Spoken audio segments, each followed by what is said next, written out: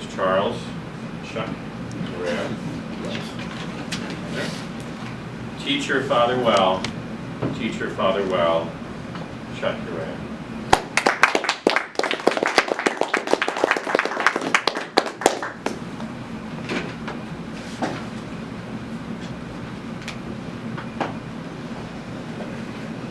When I was about 10 years old, I and my friends were on our first organized basketball team. We had the uniforms on, and we were feeling our pepper. Right about that time, the gymnasium doors busted open and in came my dad. He had been working on our cotton farm all day long, and he was covered from head to toe with mud. And he'd been working since 4 or 5 in the morning, and he was dragging, which of course only made the boys swarm on him more. So they all get around him and like, "Hey old man, your seat's this way, right over here." And all he does is just kind of smirk at us as he walks by. Doesn't scold us for disrespecting our elders. Walks all the way around the basketball court in front of the bleachers where my mom is sitting. The only thing he said to us that morning is, "Give me the ball." So one of the boys threw him the ball. He picked the ball off the court and in one motion went up, fired off a form-perfect jump shot. Drilled it. 40 feet away. Let me put that in perspective for you. The best basketball players in the world in the NBA get an extra point for sinking it from 35 feet. My dad was 5 feet behind that line. And he just looked at us, gave us one of these, and some bleachers, and sat down by my mom. My father was a man of action. He was an Eagle Scout, an all-star basketball player at Mesa High, made the team at Arizona State. He was a paratrooper in the Korean War. Really a man of action, a man to look up to, but a man of very few words. That was the way he conducted himself. In fact, we figured out he had difficulty expressing himself. He didn't like to talk, didn't like to show affection, and of course, along I come, and I'm very sensitive and very affectionate. My mom recognizes this pretty much immediately.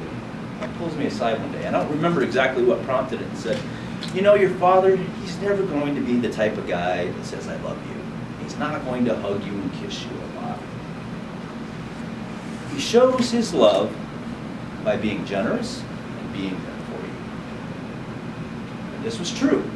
It didn't matter where my basketball game was, where my school event was. It could be 3 hours north of nowhere. He would show up. And if we wanted something, we didn't go to mom. We went to dad. Because dad would find a way to get us whatever we asked him for. So I accepted it. That's just the way my father was. But things change. I had children of my own, and of course, as I said, I'm an affectionate man. I show my children affection, and that was their expectation. So my oldest daughter, Amelia, who's 26 now, was about 2. We were going to a party at my parents' house. I remember getting out of the car, going across the lawn to the house, and my family came out to greet me. My mom comes out, gives me a big hug and a kiss. My sister comes out, gives me a big hug and a kiss. My daughter, Amelia, very precocious and very inquisitive. She's trying to figure out the relationship between people at that time. She said, "So, Grandma Urrea is your mother?" And I said, "Yes, that's right." And then she said, "Aunt Kim is your sister." "That's correct." So I walked up to my dad very stoically, shook his hand. I looked down at her and she says, "Is Grandpa Urrea really your daddy?" And I said, "Of course he's my daddy."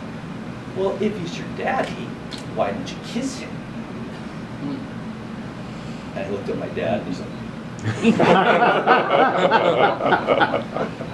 So I looked at her, she looked at me, I looked at her, she looked at me, and I said, "You know what, you're absolutely correct." So I went as quickly as I could so I wouldn't get knocked out. Gave him a quick kiss, walked in the house, and Amelia scampered in the house all happy. I didn't look back until I got into the house and turned around, and it looked like someone hit him in the head with a baseball bat. Wasn't real happy with me. So this went on.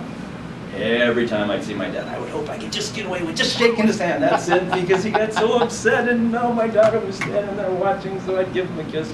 Finally, one time he pulls me aside and he goes, "Is this really necessary?" I said, "Look, Dad, you wanted to be a grandfather, I wanted to be a father. This is the way that it is." And so this went on. About 10 years later, we found out that my dad had to have a quadruple bypass. My kids were still pretty young at the time, so I decided not to take them to the hospital. And when I walked in the room, I noticed he was scared.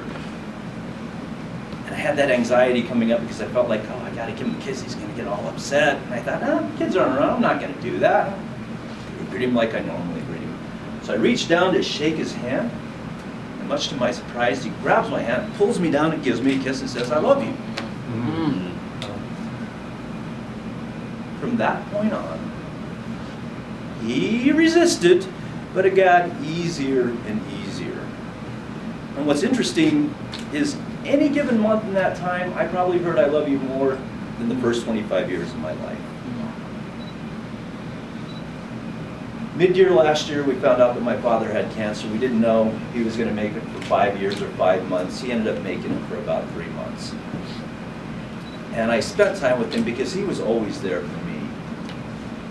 He took a fall about 3 days before he passed, and he was unconscious, and hospice told us that this was pretty much going to be, that's it. I mean, he's not going to regain consciousness. He's just going to go out quietly. But the day before he passed, I walked in, and he was awake. And his eyes were shining. I looked down at him, and I said the only thing I could think of saying to him, "I love you, Dad." And he looked up at me, he said, "I love you, Chucko, I love you, Chucko, I love you, Chucko." And I think to myself, how fortunate I am to have been around him and to have been there right before he passed. And that we went through this exercise of learning how to express ourselves because my daughter asked that very simple question of innocence. And she taught her father and my father well. Mr. Contents Chair.